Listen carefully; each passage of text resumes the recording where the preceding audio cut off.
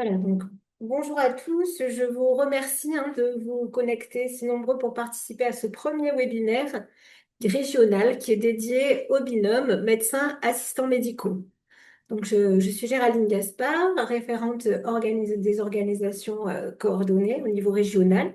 Et je suis également coordonnateur de projet à l'assurance maladie. Et aujourd'hui, je suis accompagnée donc d'experts métiers, les délégués de l'assurance maladie et les délégués du numérique en santé, que vous connaissez bien puisqu'ils vous accompagnent au quotidien dans votre exercice. Donc, à travers ces webinaires que nous proposons, notre ambition, c'est véritablement de vous apporter des informations concrètes, des exemples pratiques, voilà, des clés d'utilisation que vous allez pouvoir utiliser directement dans votre exercice au quotidien, les assistants médicaux et les médecins. Donc, pour ce premier webinaire, nous avons choisi d'aborder un sujet incontournable. Il s'agit du numérique en santé et les téléservices. Donc, ce webinaire est enregistré, voilà, je vous le dis, voilà, parce que les questions ont déjà été posées donc, dans les questions-réponses. Donc, vos micros et vos caméras sont coupés, mais vous pouvez poser toutes vos questions au travers de la rubrique questions-réponses. Donc, si on peut, on répond en direct, et si on ne peut pas, on traitera les questions. Et dans tous les cas, ce webinaire, et comme il est enregistré, il y aura un replay à disposition et le support qui est diffusé aujourd'hui vous sera adressé et on ajoutera bien sûr les questions et les réponses. Voilà. Donc, Sana Sobi, manager des délégués du numérique en santé à la CEPAM des Alpes-Maritimes, qui va prendre la suite pour expliquer le déroulement de ce webinaire et les thématiques que nous allons aborder. Bon webinaire à tous. Bonjour à tous. Du coup, comme vous l'a dit ma collègue Madame Gaspard, nous avons choisi aujourd'hui le thème du numérique en santé et des téléservices. Pourquoi ce thème? Parce que les outils numériques occupent aujourd'hui une place centrale dans l'organisation des cabinets médicaux. Ils permettent de gagner du temps, de simplifier certaines démarches administratives, de sécuriser les échanges avec l'assurance maladie et surtout d'améliorer l'accompagnement des patients. L'objectif est de vous montrer que l'assistant médical a pleinement sa place dans cette dynamique. Son rôle contribue à fluidifier le parcours du patient, à faciliter l'utilisation des services numériques et à permettre aux médecins de consacrer davantage de temps aux soins. Au cours de cette séance, nous reviendrons tout d'abord sur le rôle des délégués de l'assurance maladie dans l'accompagnement des binômes médecin-assistant médical, ainsi que sur le suivi du dispositif conventionnel des assistants médicaux. Nous donnerons ensuite la parole aux délégués numériques en santé qui vous présenteront les principales fonctionnalités d'Amélie Pro, les possibilités également de délégation qui sont offertes au sein du cabinet médical, ainsi que les différents accès qui peuvent être confiés à l'assistant médical. Enfin, pour illustrer concrètement ces usages, nous vous proposerons une démonstration à partir d'un parcours patient diabétique réalisé depuis l'accès à Amélie Pro. Comme l'a dit ma collègue, quelques mots en termes d'organisation. Vos micros sont coupés. Nous vous invitons à utiliser les questions-réponses. Donc, le webinaire est prévu jusqu'à 14 heures avec un temps d'échange si besoin. Et nous reviendrons vers vous en fin de webinaire pour un questionnaire d'évaluation. Et je passe la main à ma collègue déléguée d'assurance maladie. Bon webinaire à tous. Donc, bonjour à tous. Merci d'être présents aujourd'hui. Donc, moi, je suis Ludivine Marchesi. Je suis manager des délégués de l'assurance maladie à la CEPAM des Bouches-du-Rhône. Donc, je vais vous présenter tout d'abord le rôle des dames et plus particulièrement notre accompagnement auprès des médecins dans le cadre du dispositif des assistants médicaux.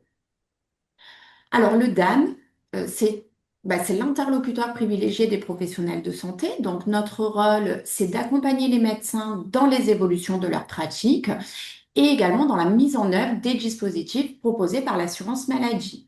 Donc, concrètement, nous intervenons sur plusieurs missions. Tout d'abord, pour promouvoir les campagnes de prévention, de maîtrise médicalisée, d'informer sur les évolutions conventionnelles et législatives. Nous rencontrons également les nouveaux professionnels de santé sur le territoire dès leur installation, et nous les accompagnons sur les recommandations de bonnes pratiques. Donc, nous travaillons dans une logique de proximité, c'est-à-dire que chaque médecin a un DAM référent sur son secteur, ce qui permet d'avoir un accompagnement personnalisé et un suivi dans le temps. Donc, en ce qui concerne le rôle du DAM dans le dispositif des assistants médicaux. Donc, le DAM accompagne les médecins à chaque étape du projet. Donc, l'accompagnement débute dès la présentation du dispositif et se poursuit jusqu'à la contractualisation avec la CPAM. Donc, notre rôle, c'est d'apporter un cadre clair, de sécuriser les démarches et surtout d'aider à construire une organisation adaptée à chaque fonctionnement du cabinet. Donc, une fois le dispositif mis en place, les dames restent présentes grâce à des visites de suivi qui sont réalisées tous les 6 mois.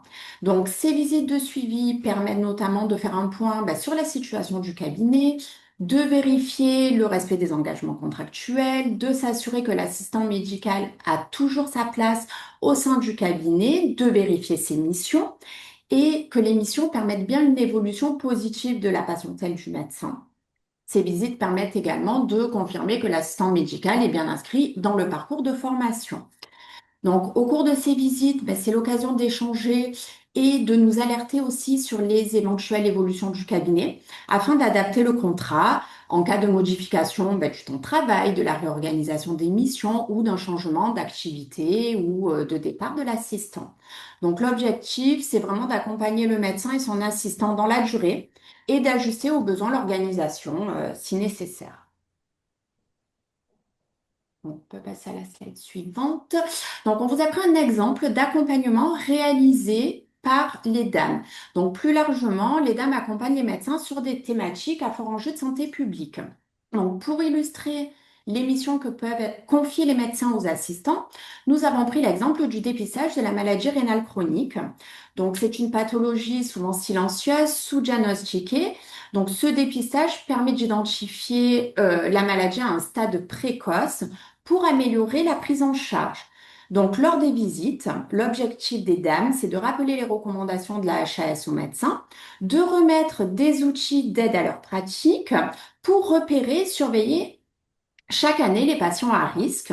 Donc, dans cette organisation, le travail en binôme entre le médecin et l'assistant est essentiel parce que le médecin conserve bien sûr la décision médicale et le suivi et l'assistant médical de son côté joue un rôle clé car grâce à sa carte CPE, il peut récupérer les bilans, les intégrer dans le dossier médical du patient, dans le DMP, orienter les patients vers mon espace santé, relayer les messages de prévention, les informer également, informer les patients sur les mesures hygiéno-diététiques et donc également participer au repérage et au suivi des patients à risque.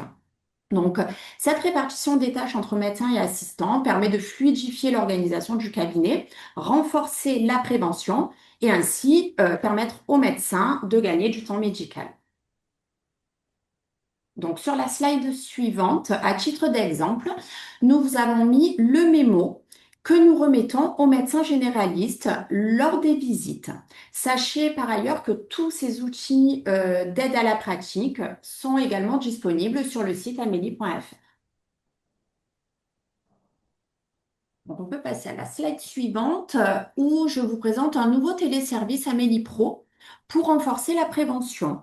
Donc, afin d'accompagner les médecins dans les actions de prévention, il y a un nouveau téléservice qui s'appelle Patientèle Prévention sur Amélie Pro. Donc, ce téléservice est mis à disposition des médecins, mais aussi des assistants médicaux par la carte CPE. L'objectif, c'est de donner une meilleure visibilité sur les actes de prévention à réaliser par les patients. Donc, grâce à la carte CPE, l'assistant pourra également avoir accès à cet outil pour aider le médecin dans le repérage des patients concernés par les actions de prévention. Et donc, pour permettre cet accès à Amélie Pro aux assistants médicaux, le dispositif repose sur la délégation de tâches. C'est-à-dire, c'est une organisation qui permet aux médecins de se recentrer sur le soin, tandis que l'assistant médical va prendre en charge certaines tâches administratives ou médico-administratives. Par exemple, l'édition des arrêts de travail, les déclarations médecins traitants, certaines démarches administratives liées au parcours de soins du patient. Donc, c'est le médecin qui conserve la responsabilité des actes réalisés et les accès, bien sûr, sont encadrés. Donc, et dans ce contexte, le médecin peut attribuer des accès au portail Amélie Pro à son assistant. Donc, c'est réalisé via la carte CPE et ça permet d'intégrer pleinement l'assistant médical dans le parcours de prise en charge du patient et d'améliorer l'organisation du cabinet. Donc, pour détailler ces missions liées au numérique pour l'assistant médical, je vais maintenant laisser la parole à Rita, qui est déléguée du numérique en santé. Merci Géraldine. Bonjour à tous. Donc, je suis Rita Grangier, déléguée numérique en santé à la CPAM des Alpes de Haute-Provence. Donc, tout d'abord, je vais vous présenter le rôle du délégué numérique en santé. Donc, notre mission principale est de promouvoir les services numériques proposés par l'assurance maladie en les adaptant aux besoins et aux usages de chaque professionnel. Le délégué numérique en santé accompagne également les professionnels dans l'utilisation de ces outils et aussi bien sur le plan technique que réglementaire. Et il apporte notamment un soutien de premier niveau concernant la facturation en ligne, la télétransmission, l'utilisation des différents téléservices qu'on verra plus tard. Le délégué numérique en santé peut accompagner l'assistant médical également sur plusieurs aspects, l'accès aux téléservices, la mise en place des délégations nécessaires, l'utilisation du dossier médical partagé, appelé aujourd'hui donc mon espace santé. Cet accompagnement permet d'améliorer les échanges entre les professionnels de santé, les patients, tout en facilitant l'usage des outils numériques au quotidien. Donc, comment commander une CPE nominative? La demande doit être réalisée par le médecin assisté via la plateforme TOPS. Il se connecte au portail e-service de l'Agence du numérique en santé. Lors de la commande, il est important de sélectionner le motif assistant médical carte nominative. Il faut également retenir que lorsqu'un assistant médical travaille pour plusieurs professionnels, une CPE distincte doit être commandée pour chaque médecin.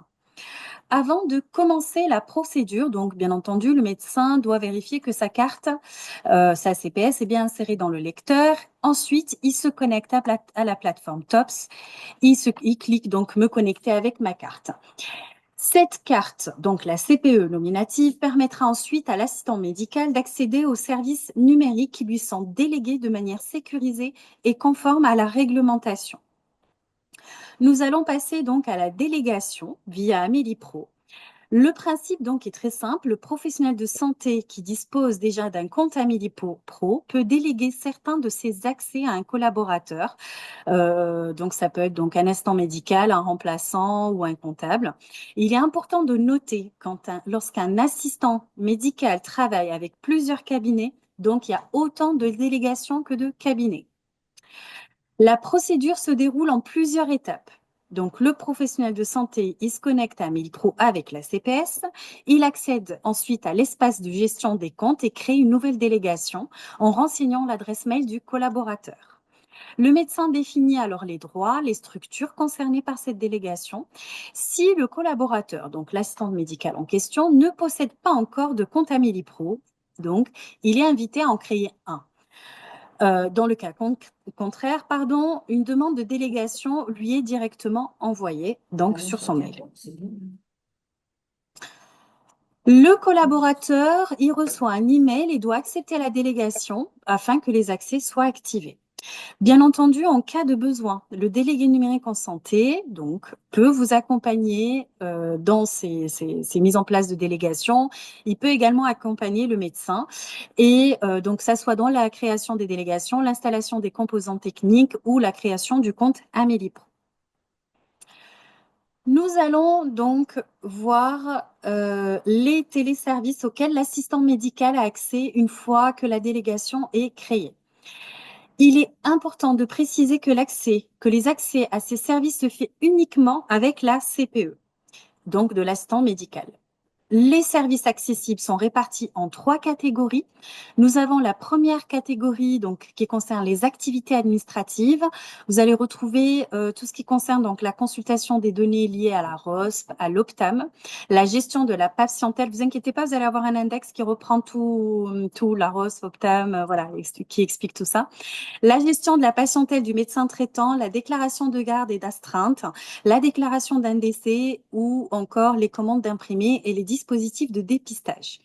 Nous avons également une deuxième catégorie, celle-ci elle regroupe les téléservices liés à la prise en charge des patients.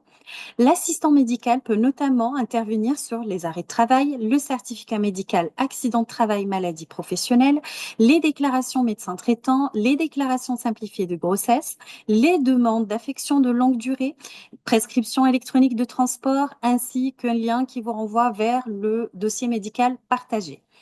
Et on a une rubrique des demandes. Donc, il vous est possible de contacter directement l'assurance maladie ou le médecin conseil par email. À savoir que vous avez également la possibilité de contacter les délégués d'assurance maladie ou les délégués numériques en santé. Donc, une fois que vous avez nos coordonnées, bien sûr, vous aurez par la suite.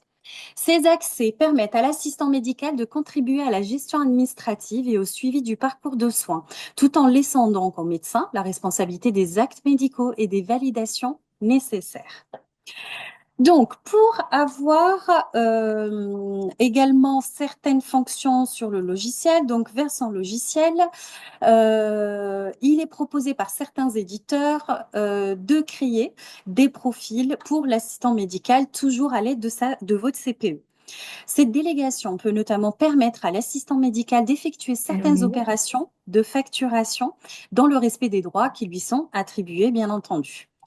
Elle peut également donner accès à plusieurs outils essentiels au parcours de soins. On peut retrouver l'identité nationale de santé, l'alimentation du dossier médical partagé, l'accès à l'application carte vitale, la messagerie sécurisée de santé via donc un système de délégation par le médecin.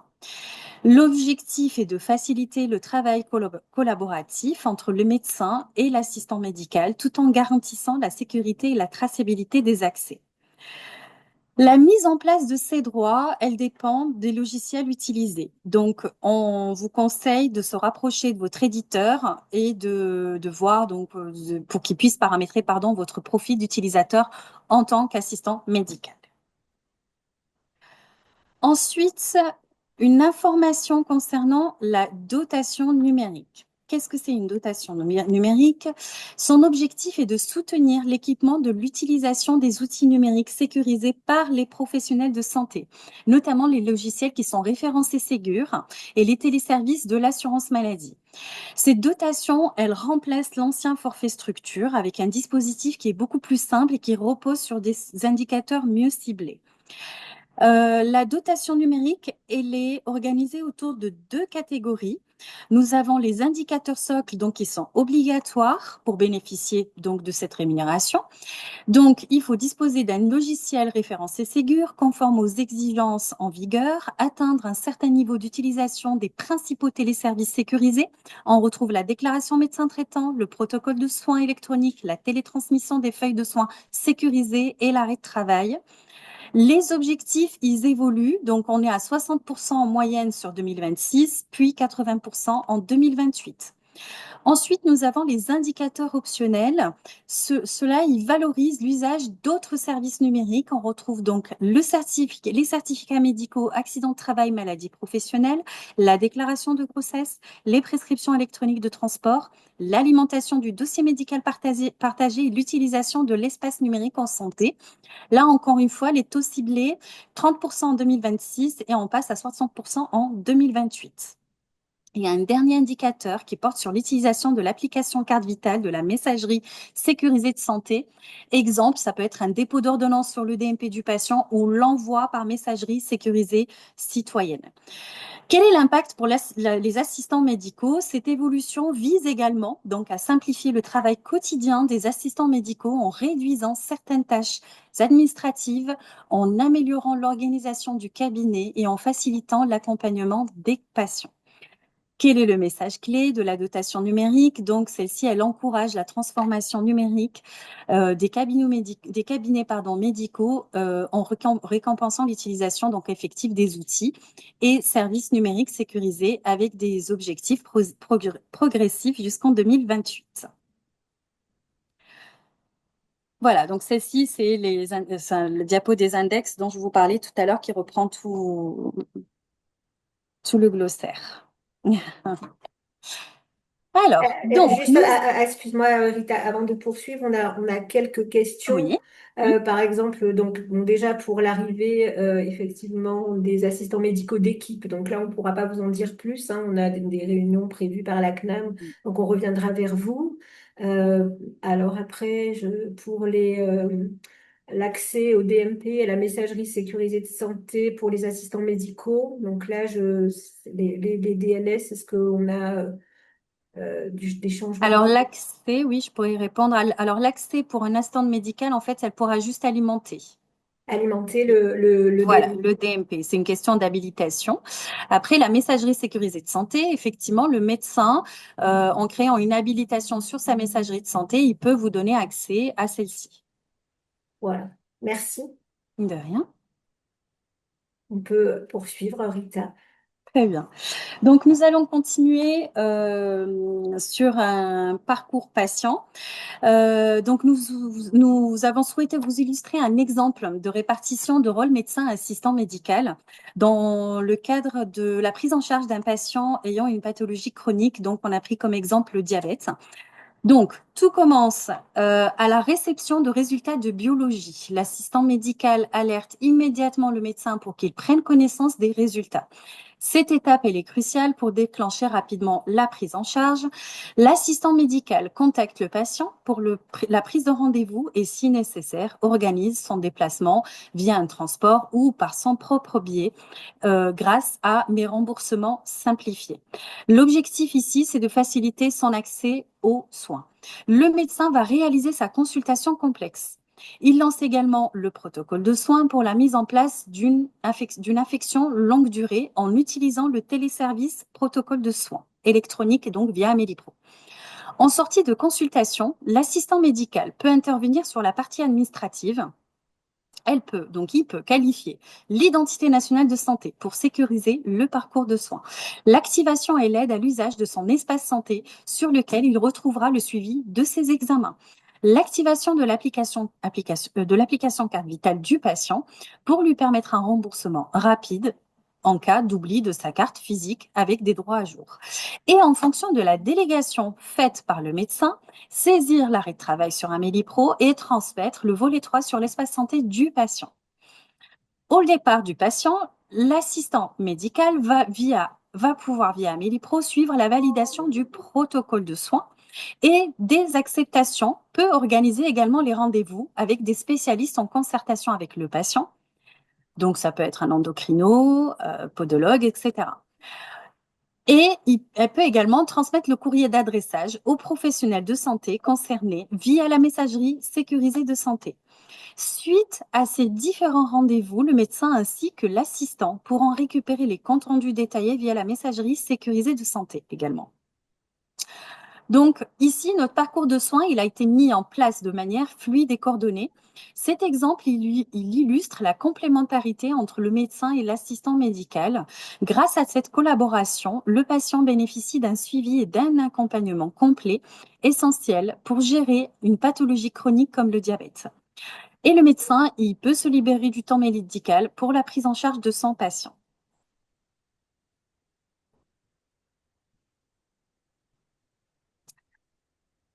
Donc ici, vous avez une visibilité du compte Amélie Pro avec un profil d'assistant médical. Donc vous allez retrouver les 3 rubriques que je vous ai présentées tout à l'heure. Donc on retrouve la rubrique activité avec toutes les sous-rubriques, service patient avec tous les téléservices et la rubrique demande via laquelle vous pouvez contacter l'assurance maladie et le médecin conseil. Voilà. Donc, vous avez une petite présentation de l'interface Amélie Pro. On va également vous faire une démonstration des téléservices On va vous montrer le démonstrateur Espace Pro, hein, pour que voilà, vous puissiez exactement avoir à l'écran ce qui se passe quand vous êtes vous devant le votre écran. Donc, nous Ce allons qui se passe en simuler du direct. coup la connexion sur l'espace Amélie Pro, donc avec une connexion par carte CPS. Donc, comme on vous l'a indiqué, vous avez la partie identification sur la droite. Donc, vous pouvez soit lire la carte vitale, lire l'application carte vitale également avec le QR code ou saisir le NIR de votre patient. Donc là, nous avons bien sûr un espace de démonstration fictif.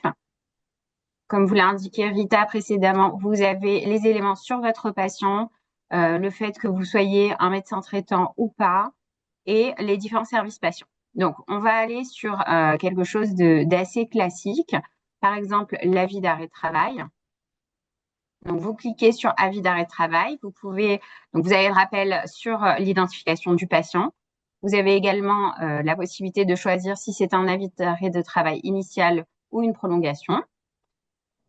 Ensuite, à temps complet ou temps partiel. Puis, le lien avec différentes pathologies, une affection longue durée, un état pathologique lié à la grossesse ou avec un accident de travail ou une maladie professionnelle. Ensuite, vous verrez, c'est très intuitif si vous ne l'avez jamais essayé. Vous avez la possibilité de saisir un motif. Il suffit de commencer par les premières lettres et vous avez une proposition qui est faite. Si cela ne répond pas, vous avez aussi une liste complète de motifs par ordre alphabétique. Et surtout, vous avez en fait, en fonction des saisons et des arrêts de travail les plus récurrents au moment de votre arrêt de travail, au moment de la saisie de l'avis d'arrêt de travail, des motifs qui ressortent en priorité. Par exemple, on va sélectionner la grippe saisonnière. Vous avez juste en dessous la durée qui est préconisée par l'HAS. Vous faites le choix ou non. Alors, nous, on préconise de le sélectionner. Si vous avez besoin de faire moins ou plus, il suffit de modifier soit le jour, ici le nombre de jours, soit la date, juste ici. Donc, une fois que vous l'avez sélectionné, ça se pré-remplit. Et vous n'avez plus qu'à indiquer s'il y a des autorisations particulières ou des éléments sur la situation du patient. Ensuite, vous cliquez simplement sur Valider. Vous avez un récapitulatif avant transmission de l'avis d'arrêt de travail, avec notamment les jours d'arrêt, les sorties ou non. Et surtout, il faut savoir que le volet 3 de votre avis d'arrêt de travail est envoyé directement sur Mon Espace Santé si le patient ne s'y oppose pas. Cela lui permet notamment de transmettre aussi à son employeur via voie dématérialisée. Il faut bien penser à transmettre à la fin. Et là, vous avez la validation qui est effectuée, la transmission auprès de la caisse d'assurance maladie et bien sûr sur Mon Espace Santé. Là, vous avez également l'obligation encore aujourd'hui d'imprimer l'exemplaire pour le remettre à votre patient s'il n'est pas en capacité notamment de le récupérer. Donc, nous allons revenir sur l'accueil. Donc, un autre téléservice qui peut être utilisé et qui peut aussi, auquel vous pouvez avancer un petit peu le travail pour votre médecin, c'est le téléservice médecin traitant. Vous pouvez du coup valider avec l'accord du patient, bien entendu, l'enregistrement en tant que médecin traitant pour le patient et simplement transmettre. Cela permet également au patient de bénéficier d'un remboursement complet s'il n'a pas déclaré jusqu'à ici un médecin traitant. Enfin, très utile aussi, la commande d'imprimés. Ce sera notre dernière présentation. Vous avez l'ensemble des imprimés qui sont disponibles en commande. Donc, comme vous pouvez le constater, nous avons tous les imprimés et c'est très simple. Par exemple, pour une ordonnance Bizone sécurisée, il suffit de cliquer sur Commander et vous avez le petit panier en haut à droite. Donc, une fois confirmé, il y a un récapitulatif de votre commande. Si vous avez sélectionné plusieurs formulaires, vous pouvez ensuite envoyer. Et c'est télétransmis directement à votre caisse et directement au fournisseur également, pour transmission par voie postale. Alors, nous vous avons mis à l'écran les contacts des délégués numériques en santé de vos départements. Donc, pensez à bien sélectionner le bon département. En cas d'erreur, bien sûr, on refera le relais. Cela vous permettra notamment de faire un point pour l'accompagnement à la délégation et également, si besoin, bien sûr, à la commande de la carte CPE. Merci Sana. Alors, avant de continuer, juste, on a quelques questions dans le chat. Donc, si un une assistante médicale et assistante médicale pour 3 médecins, on est d'accord, il faut 3 CPE. Tout à Oui. fait. D'accord, ok. Alors, lorsque un assistant médical se connecte dans un compte Amélie patient, il n'a pas toutes les coches. Est-ce que c'est normal? Est-ce que c'est parce que il n'y a pas toutes les délégations possibles, tous les accès ne sont pas encore possibles pour l'assistant médical? Je vais répondre. Alors, il y a une matrice d'habilitation par rapport au téléservice et tous ne sont pas disponibles automatiquement pour les assistants médicaux par rapport au portail médecin. Très bien, merci Quentin. Voilà. Euh, Alors oui, est-ce que pour les patients de la MSA, ça fonctionne également? C'est tout régime, l'assistant médical hein, et les délégations, ou pas forcément? Au niveau des téléservices, si ça fonctionne pour la Oui, MSA, oui, oui, ça oui. dépend des téléservices, encore une fois. D'accord, ok. Ce n'est pas en lien avec, c'est pas en rapport avec le fait d'être sur un compte assistant médical ou médecin. Il y a certains régimes, par exemple, qui sont pas ouverts à certains téléservices. Très bien, merci. En général, si vous voyez pas le bouton crier ou si vous voyez pas tout simplement le téléservice, c'est qu'il n'est pas compatible avec le régime. D'accord, merci de cette précision. Donc après voilà, les questions, comme je le disais en introduction, pour toutes les questions pour lesquelles nous ne pouvons pas répondre en direct, elles seront de toute façon toutes ajoutées à ce support qui vous sera transmis et on ajoutera donc la foire aux questions avec les réponses. Voilà. Je pense qu'on peut passer à la suite du diaporama. Voilà, donc on a prévu un prochain webinaire qui sera dédié à la prévention, donc le 6 octobre, au même horaire, 13h, 14h. Et avant donc, alors, les questions, comme je vous l'ai dit, c'est via la rubrique questions-réponses, donc n'hésitez pas à les poser. Et sinon, avant de se quitter, on va vous lancer un petit questionnaire qui nous permettra à la fois de recueillir votre ressenti sur ce webinaire. Donc, est-ce que c'était satisfaisant, l'horaire, le format et les thématiques que vous souhaiteriez qu'on aborde pour les prochaines fois. Voilà, sachant que bon, pour le 6 octobre, c'est sur la prévention. Mais après, s'il y a d'autres thèmes, n'hésitez pas à nous le dire. Donc, je vais vous lancer donc le sondage. Donc ça, il y a 5-6 questions, donc n'hésitez pas à répondre. Et vous pouvez aussi continuer à poser vos questions. Alors, bien sûr, si vous vous êtes rendu compte que finalement, vous n'accédez pas au téléservice et à Amélie Pro, finalement, comme on vous l'a démontré là aujourd'hui, n'hésitez pas à joindre votre délégué du numérique en santé qui pourra, je suis sûre, vous accompagner. Voilà, pour les commandes de CPE aussi. Enfin, n'hésitez pas à les joindre parce que c'est eux, hein, c'est les experts métiers et ils vous accompagnent au quotidien sur le terrain. Donc, n'hésitez pas à les solliciter. Est-ce que vous voulez qu'on réponde aussi à peut-être d'autres questions? Alors là, je vois qu'il y a une demande sur le récapitulatif des cotations et associations. Je vous invite à aller consulter amélie.fr, la section médecin, qui est très bien faite. Vous avez l'ensemble des détails. Ensuite, concernant obtenir votre messagerie de sécurité santé en tant qu'assistant médical, comme on l'a indiqué, ce n'est pas en fait une messagerie de santé sécurisée pour l'assistant médical, c'est une délégation de la messagerie sécurisée de santé du médecin. Le diapo vous sera transmis, bien entendu, le support ainsi qu'un replay sera mis à votre disposition. Voilà. Du coup, si vous voulez faire un point sur les différentes délégations et les cartes CPE, on vous invite à contacter vos DNS. Donc, on vous remet là les contacts si vous voulez les reprendre. Ils referont le point directement avec vous sur les fonctionnalités et les différentes délégations qui peuvent exister en fonction du statut des autres collaborateurs. Donc, il existe beaucoup de délégations comme les comptables, les adjoints, voilà, et les personnes en formation. Il existe beaucoup de choses. Voilà. Eh bien, on vous remercie pour votre attention.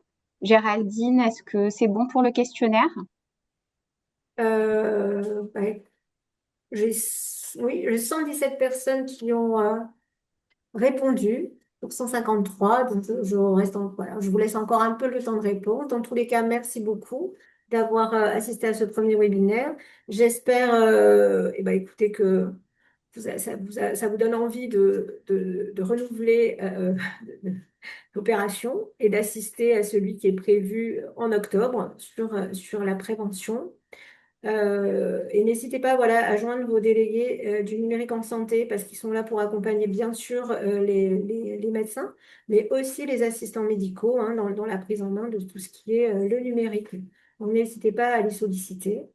Et dès qu'on aura répondu à toutes les questions, on a listé aujourd'hui, on le joindra au support et on vous le transmettra. Donc soit vos délégués d'assurance maladie, soit vos délégués du numérique en santé. Voilà, peut-être on pourra le mettre à disposition sur Amélie. Voilà, mais dans tous les cas, on vous enverra ce support diffusé aujourd'hui. Voilà, bah, je laisse encore un peu de temps. Enfin, on a 124 réponses sur le quiz. Après, c'est pas une obligation, bien sûr. Dans tous les cas, merci beaucoup d'avoir pris hein, sur votre temps, qui est précieux. Et puis, eh ben, nous espérons vous retrouver euh, en octobre, aussi nombreux que pour ce premier webinaire. Voilà, donc après, on ajustera avec les réponses à ce questionnaire-là qu'on vous soumet actuellement. Merci beaucoup pour votre attention. Merci à toutes les équipes qui ont préparé le support et qui sont intervenues aujourd'hui. Voilà, merci à tous et on vous souhaite une très très bonne après-midi et à très bientôt. Merci Merci. beaucoup. Merci. Merci, Au bonne revoir. journée. Au revoir.